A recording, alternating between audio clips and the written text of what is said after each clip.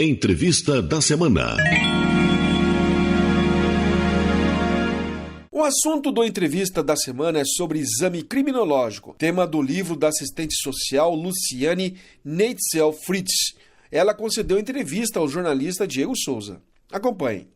Luciane, nessa obra que você lançou, Exame Criminológico, você decidiu transformar todo o seu arcabouço teórico de um mestrado num livro. Como se deu isso?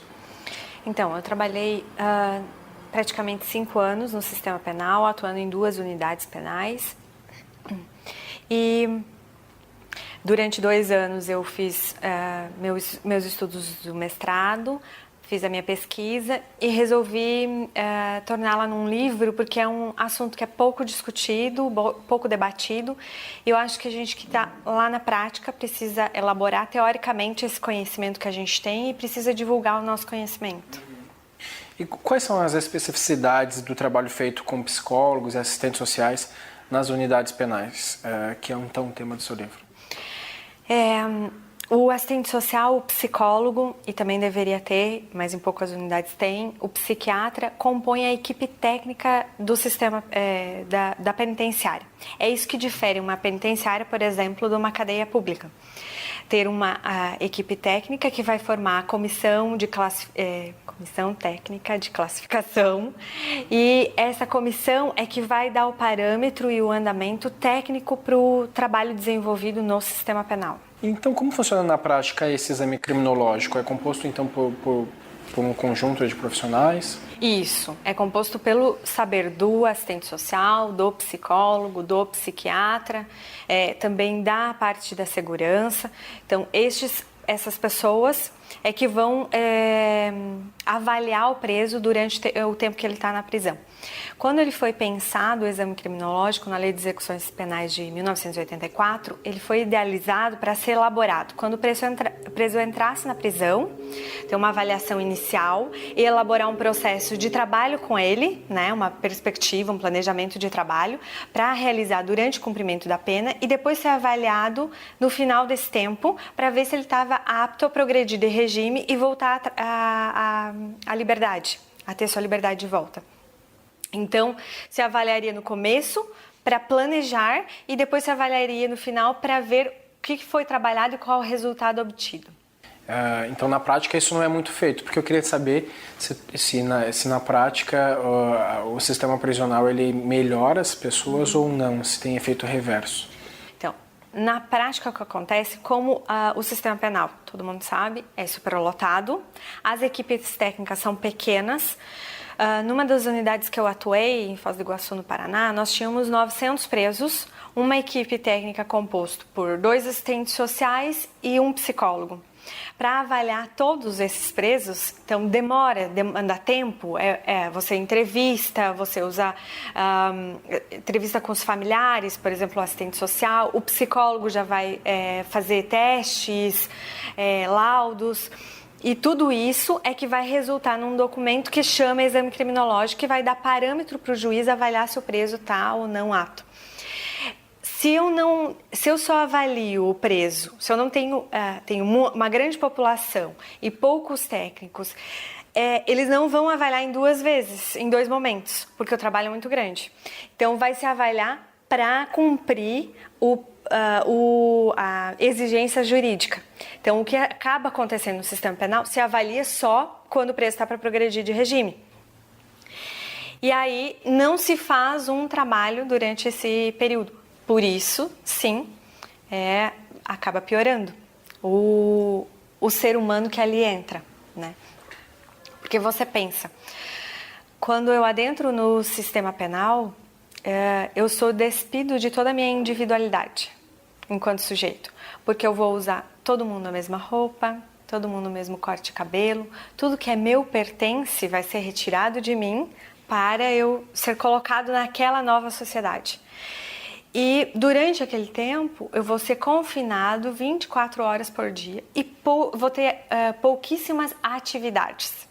Então, será que melhora alguém? Se eu não vou ter nenhuma atividade para fazer durante 24 horas no dia, a não ser me alimentar, dormir e trocar ideia com outros presos, né, que estão na mesma situação que eu. A presença da família é ponto importante para um bom comportamento de um preso? A presença da família é importante não só para o bom comportamento, é importante para a vivência, porque imagina, são cortados, são retirados de mim todos os meus laços, as minhas vinculações afetivas e todo o meu apoio. E além disso, eu vou voltar para a sociedade, eu vou voltar para uma família, e se eu não tiver essa família me acompanhando durante esse período, talvez os vínculos nem existam mais quando eu voltar. E para onde eu vou voltar, então? Uhum. O exame criminológico, então, ele pode ser considerado um instrumento importante para avaliar o comportamento desse preso? Deveria ser mais usado nos sistemas prisionais brasileiros? Olha, ele é um dos elementos importantes. Ele não é o único. Se ele é feito só nesse momento de saída, eu acho que ele não faz aquilo que ele teria intuito de fazer, né? Porque se eu não faço trabalho nenhum com o preso durante o tempo que ele está cumprindo a pena, o que eu vou querer avaliar? Que tipo de coisa eu vou avaliar, né? Então, se tivesse um trabalho inicial e um trabalho durante o período, aí a gente poderia ter uma avaliação que tivesse um conteúdo mais interessante. No livro você fala que o universo prisional é compreendido como uma instituição total, segundo a definição de Goffman. O que seria essa definição de instituição total? Instituição total é um local fechado, onde as pessoas, no caso dos presos, não podem sair, poucas pessoas podem entrar, não vai ter convívio com a sociedade e todas as minhas necessidades são supridas dentro desse universo. A escolarização, o barbeiro, a saúde, a lavanderia, a alimentação, tudo é feito naquele universo ali. Isso é instituição total.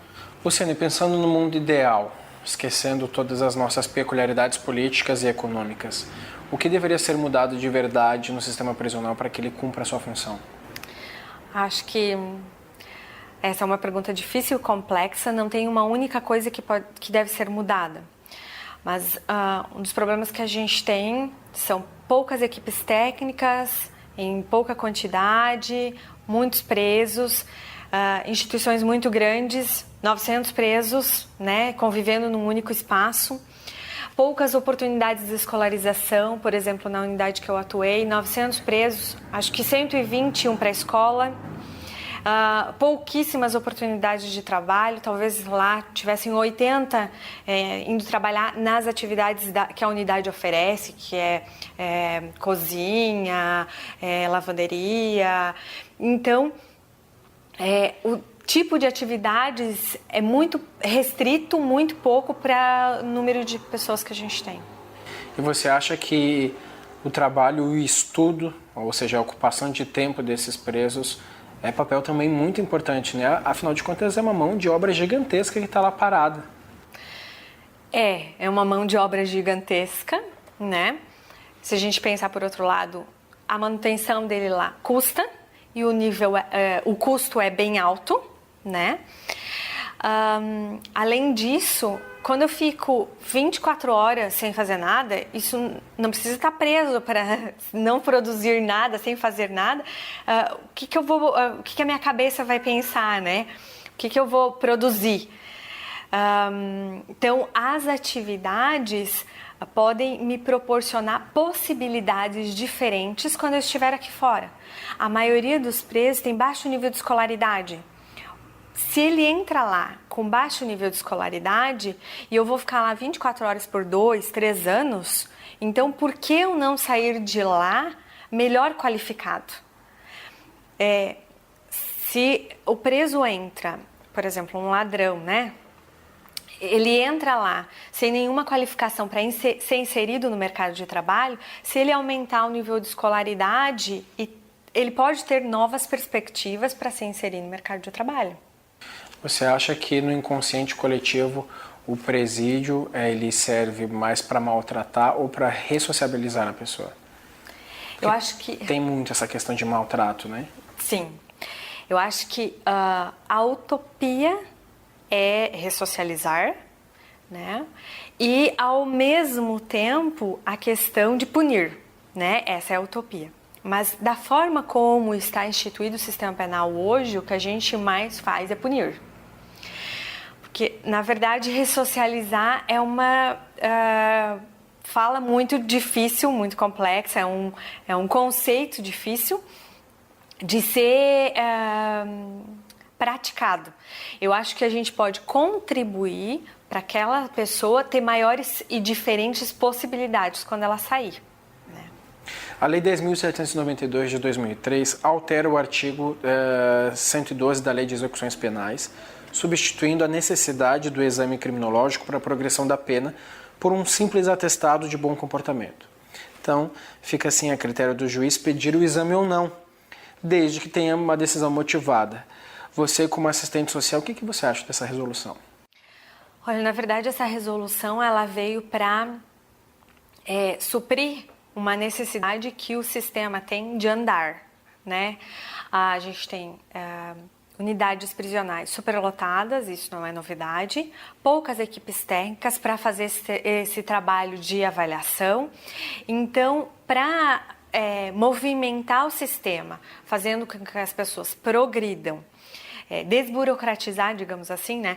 E ceder espaço para outros, porque a gente sempre tem pessoas precisando de vaga, digamos assim, fez-se essa alteração na lei para fazer com que seja mais rápido.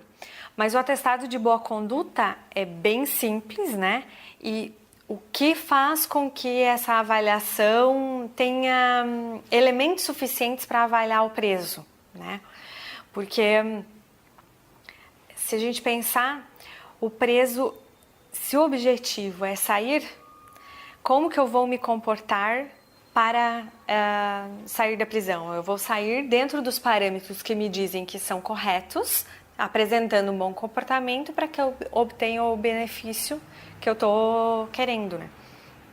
E a gente percebe também que o exame criminológico nas unidades penais muitas vezes é usado como esse parâmetro para manter um bom comportamento, porque os presos, querendo ou não, eles ficam esperando se eles vão passar pelo exame, porque por mais que seja uma possibilidade, nem todos passam, mas se eu estou na iminência de passar por esse exame, eu vou me comportar bem para ser bem avaliado e ter a progressão de regime, né? Entendi. Durante esse trabalho, fazendo o exame criminológico, você deve ter passado por muitas experiências e conhecido muitas histórias. Você tem alguma para compartilhar com a gente? Que, confesso, estou curioso para saber dos bastidores desse mundo. O sistema penal é um sistema único. Eu não sei se eu me lembro agora aqui de uma história, né? Mas a ética prisional, ela é completamente diferente do que a nossa ética. Um mundo à parte, do paralelo. que um mundo à parte, isso. Um preso que comete um crime contra a mãe dele ou contra crianças, o estupro, né? Ele é um crime muito questionado pela ética prisional. Eu sei que aqui fora a gente também questiona isso, mas lá dentro isso é muito rígido. Então, é engraçado pensar isso, mas a ética deles tem valor, né? Um preso que se diz cristão, que diz que se converteu ao cristianismo, não só de falar, assim, mas ele tem que agir como tal. Por exemplo, uma pessoa que diz que se converteu, deixou de ser católico e se converteu para uma religião evangélica. Dentro do sistema penal, ele vai ter que agir de acordo com isso. Não vai poder falar mal dos agentes penitenciários, não vai poder mentir, não vai... Então, a postura dele tem que ser de acordo com aquilo que ele diz que ele crê. Então, isso é muito diferente do que, às vezes, a gente vê aqui fora. Entendi, bacana. Infelizmente, o nosso tempo é curto. Muito obrigado pela entrevista, Luciane.